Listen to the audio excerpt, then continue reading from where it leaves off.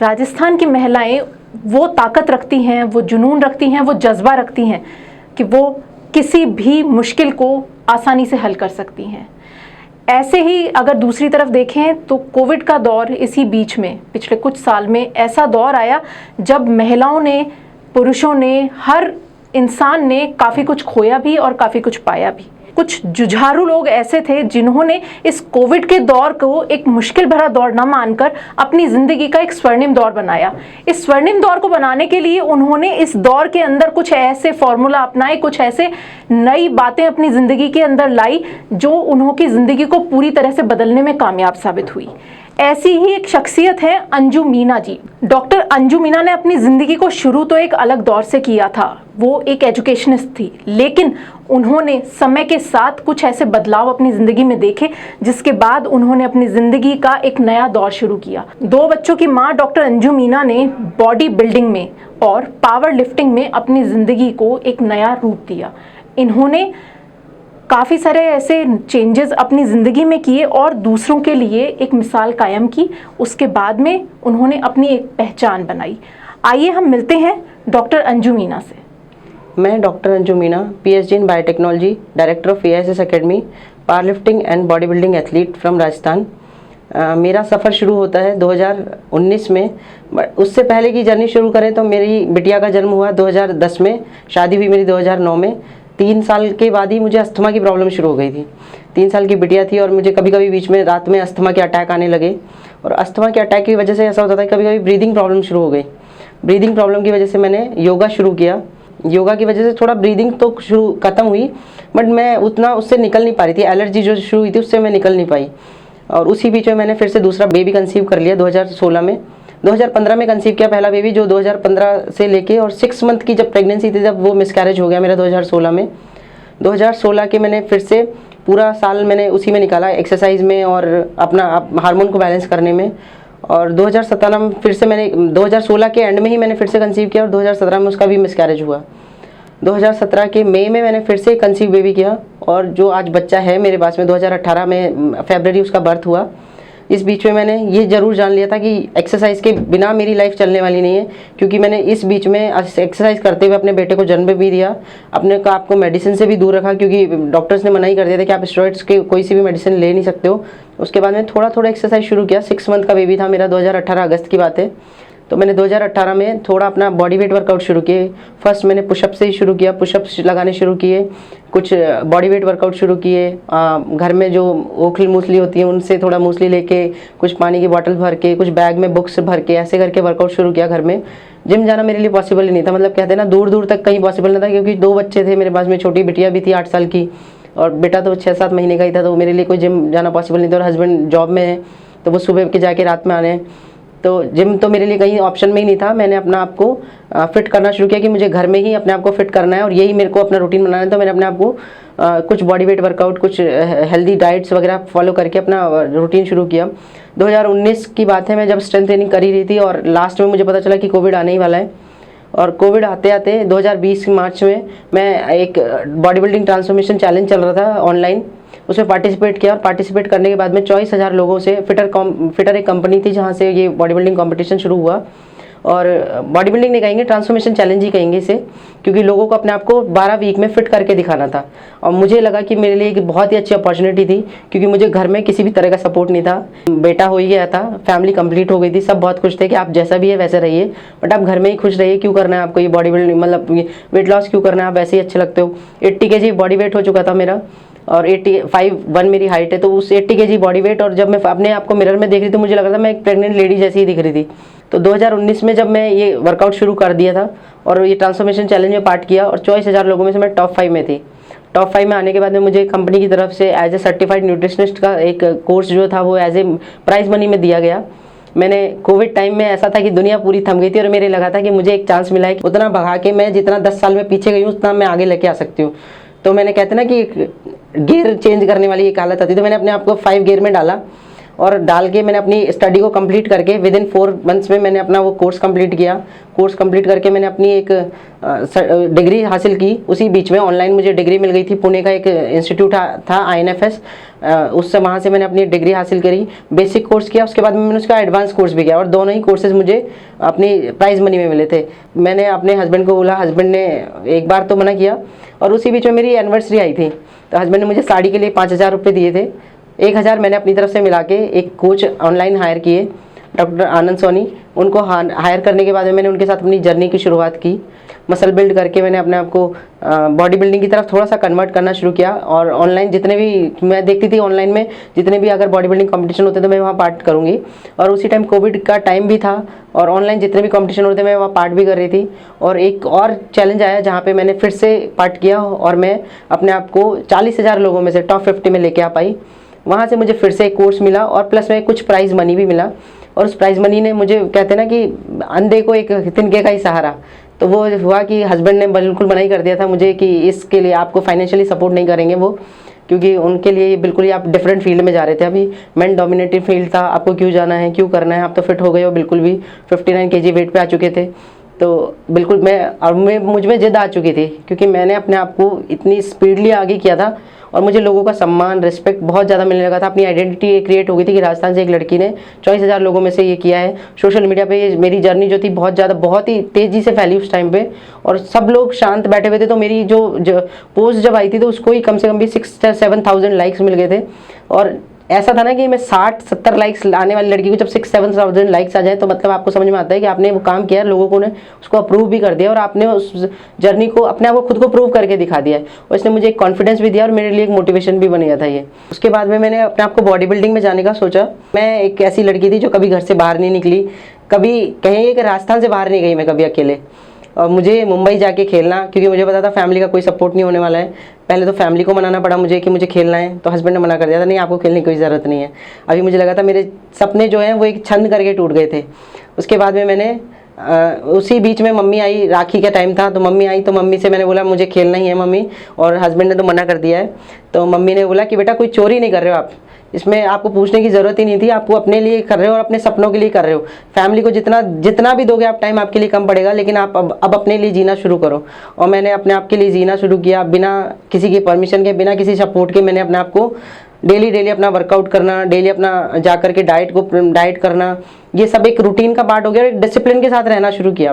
Process में time ज़्यादा लगा, प्लस में मेहनत ज़्यादा थी, बट मैंने अपने सपनों को टूटने नहीं दिया, क्योंकि मुझे पता था कहीं ना कहीं से मैं अपनी ज़िद करके लास्ट तक तो शायद हस्बैंड को मना ही लूँगी। बट हुआ ऐसा बिल्कुल भी नहीं। लास्ट का दिन आया, मुझे जाना ही था मुंबई में, और जब मैं जाने लगी तो मुझे लगा था कि शायद हस्बैंड एक बार जाते टाइम तो बोलेंगे कि आप ये किराया लेके जाइए, लेकिन बिल्कुल भी नहीं था ऐसा। मैं घर से निकली हूँ, घर से निकलने के टाइम मैंने ब्रदर को फ़ोन किया कि भैया मुझे एयरपोर्ट पे जाना ही नहीं आता है, कैसे जाया जाएगा। ब्रदर ने मुझे एक वीडियो कॉल किया। वीडियो कॉल पे उन्होंने मुझे पूरा समझाया कि आपको इधर जाके सामान सबमिट करना होगा, इधर जाना है, इधर जाके अपनी फ़्लाइट लेनी है, उधर से सामान सब वापस से लेना होगा। ये सब समझाने के बाद में मैं मुंबई पहुंची हूँ एयरपोर्ट पे जाने के बाद में मैं स्टेज पे गई, और वो स्टेज की पहली जो सीढ़ी थी ना, वही मेरे लिए एक जीत की वो थी कि मैं घर से निकली हूँ। घर से निकलने के बाद में एक लड़की जिसके कोई सपने नहीं थे, सिर्फ 1-2 बच्चे उसकी दुनिया बन के रह गए थे, और आज मेरे लिए ऐसा था कि मैंने 1000 सपने देखे हुए थे कि मुझे उस स्टेज पे जाना है, जीतना है, ये सब चीज़ें। और प्लस में मैं घर में सबके अगेंस्ट होकर आई थी, तो उनके लिए तो जीतना ही था मुझे। लेकिन हुआ ऐसा कि मैं उस स्टेज पर चढ़ी, सब कुछ हुआ, मेरा कंडीशन बहुत बेटर था, लेकिन पता नहीं कि कुछ तो भी जजिंग पैनल की मिस्टेक बोलिए या फिर मेरी किस्मत गई है कि मैं उस जगह पे हार गई। हारने के बाद में फर्स्ट डे मेरा प्री जजिंग राउंड में कंप्लीट हो गया था, और जब फाइनल डे था मेरा कॉल आउट होना था, और 516 मेरा टैग नंबर था, मुझे आज भी याद है। 516 टैग नंबर जब कॉल आउट नहीं हुआ, मैं एकदम फ्रीज हो गई थी वहाँ पे, क्योंकि उसके बीच में मुझे समझ में आ गया था कि घर पे जाके कितने सारे सवाल उठने वाले हैं अभी, और आगे की जर्नी बिल्कुल बंद होने वाली है। ये सोच के मैंने स्टेज से निकल गई। मैं बाहर आके रोने भी चाहती थी, बट रो नहीं पा रही थी, क्योंकि मुझे पता था आज अगर रो गए तो अपने आप को हरा दिया। और अपने पीछे जो सपने देखे थे मैंने कि मैं शायद राजस्थान से कम 1000 लड़कियों को निकाल पाऊंगी, वो भी सारे टूट जाएंगे। हारना तो बिल्कुल ही नहीं था मुझे, और मैंने वापस एक कसम खाई कि अगला जो भी कंपटीशन आने वाला है उसको मैं एनरोल करूंगी। मैंने बाहर बैठे कैब में बैठे ही वापस से एनरोल किया। गोवा में एक कॉम्पिटिशन होने वाला था नेशनल, 10 तारीख को 10 दिन का ही गैप था इन दोनों के बीच में। मैं वापस से घर आई, घर आकर के मैंने किसी से कुछ भी नहीं बोला कि मैं हारी जीती, कुछ भी नहीं बोला। मेरी बिटिया को जरूर बताया मैंने। दोनों बच्चों को मैं घर छोड़ के गई थी मुंबई। जब गई, मेरे लिए आप सोच सकते हैं कितना मुश्किल रहा होगा कि अपनी माँ पहली बार अपने छोटे बच्चे को छोड़ के गई है घर पे, और अपनी बिटिया को छोड़ के गई। और मैं बिटिया के भरोसे निकली, और आज मैं जो कुछ भी हूँ मेरी बिटिया के भरोसे हूँ। क्योंकि बिटिया ने मुझे घर से निकलने से पहले कहा, मम्मी आप टेंशन फ्री रहिएगा, क्योंकि बेटे को मैं भैया को मैं संभाल लूंगी, आप सिर्फ अपना बेस्ट दे के आना। और मैं यही इसी भरोसे गई थी। मैं बार बार फ़ोन करती, बेटा रो रहा है क्या, नहीं रो रहा है क्या? तो बिटिया हमेशा चाहे वो रोए या ना रहे, लेकिन उसने हमेशा कहा, मम्मी कभी भी नहीं रोया ये हमेशा। तो मेरे लिए वो हमेशा एक सुकून का पल रहता था कि मेरा बेटा रोया नहीं। अब मुझे कुछ डर नहीं था। तो मैं अपना बेस्ट देने की पूरी कोशिश करी। मैं वापस आई घर पे आकर के मैंने इतनी ज़्यादा प्रैक्टिस की होगी आप मान नहीं सकते। मैं रात के 4 बजे भी उठती तो फिर से प्रैक्टिस कर दी। सेकंड मैंने कंपटीशन 13 दिसंबर को 2021 में मैंने गोवा में खेला, नेशनल कंपटीशन था, और वहाँ मैं इंडिया की फर्स्ट बॉम्बशेल कैटेगरी में बॉडी बिल्डिंग विनर रही। और उसके बाद में मैंने लगातार 15 कंपटीशन, नेशनल, स्टेट कहिएगा, बॉडी बिल्डिंग कंपटीशन जीते।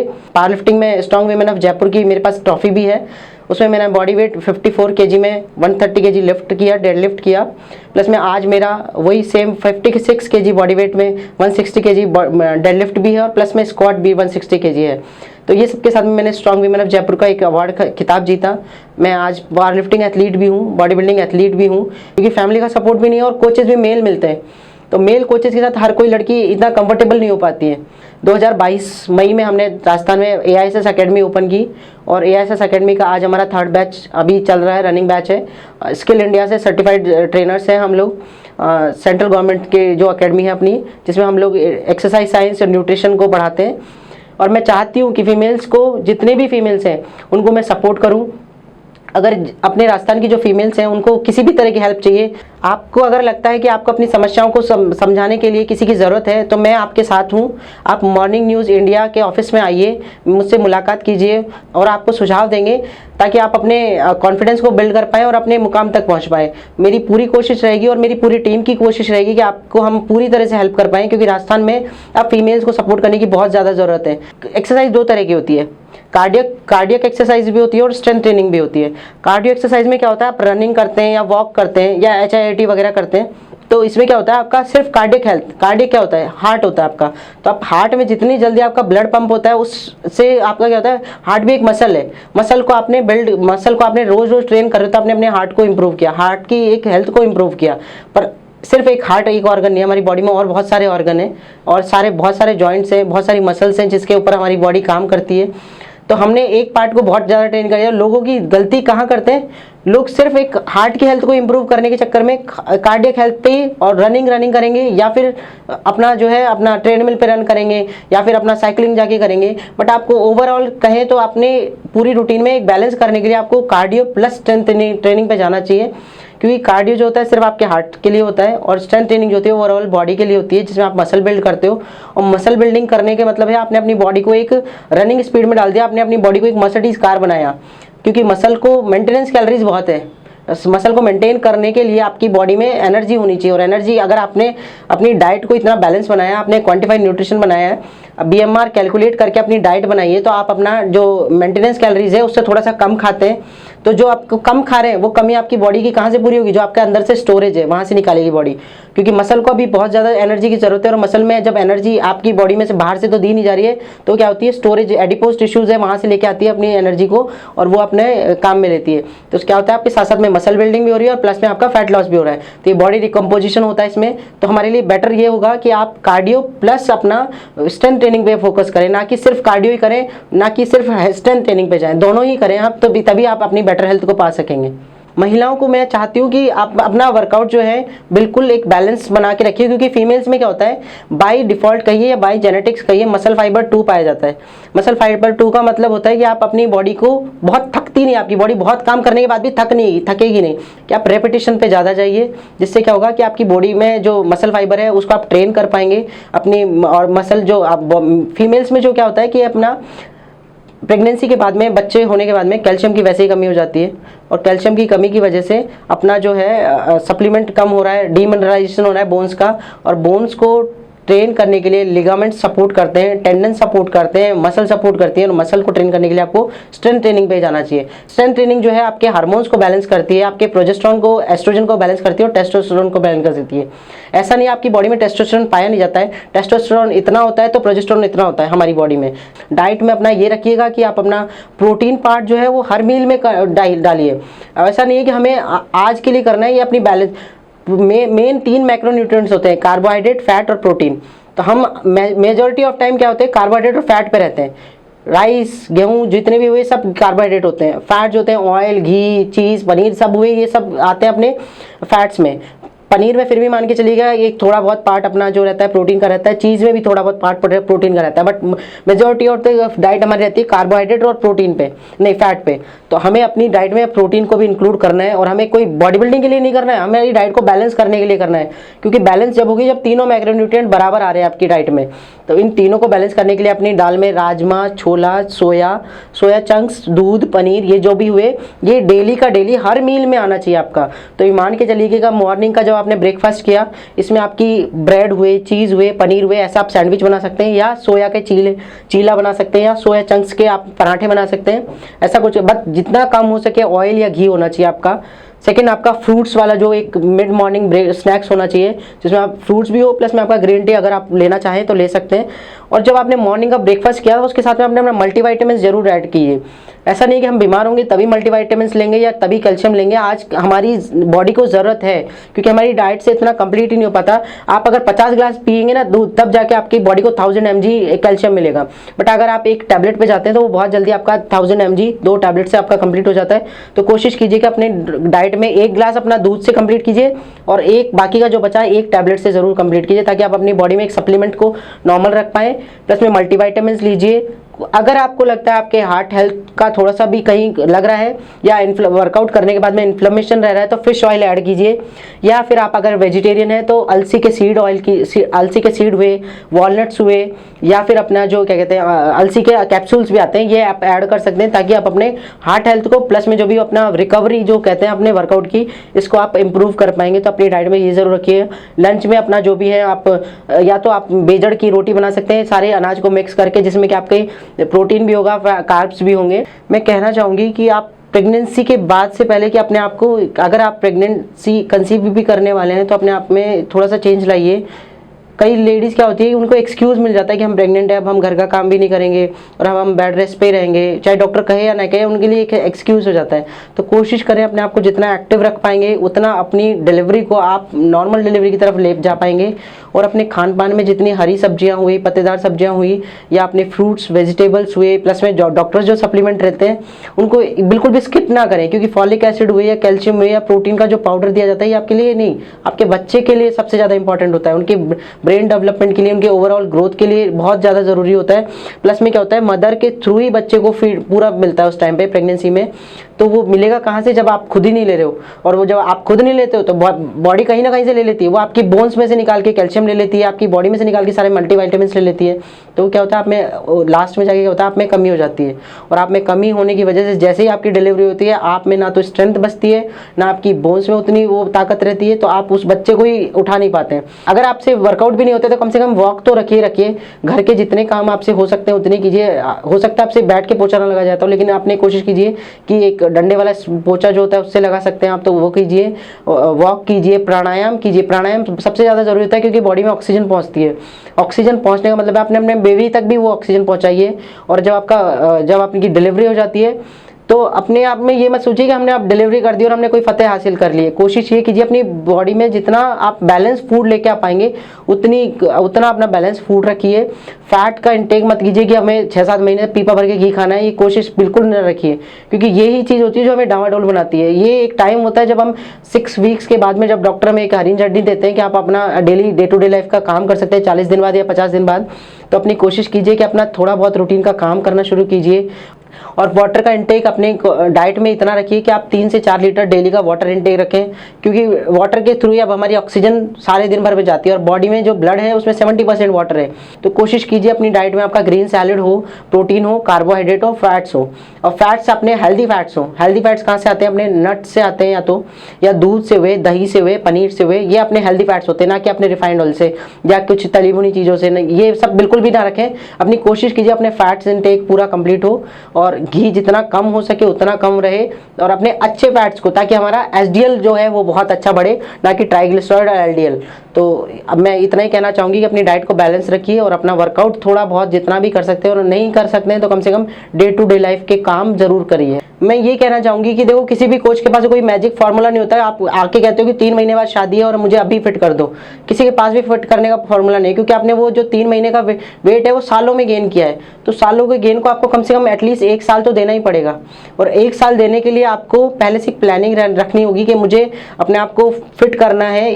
कोशिश ये कीजिएगा आप अनहेल्दी डाइट में जाए ना।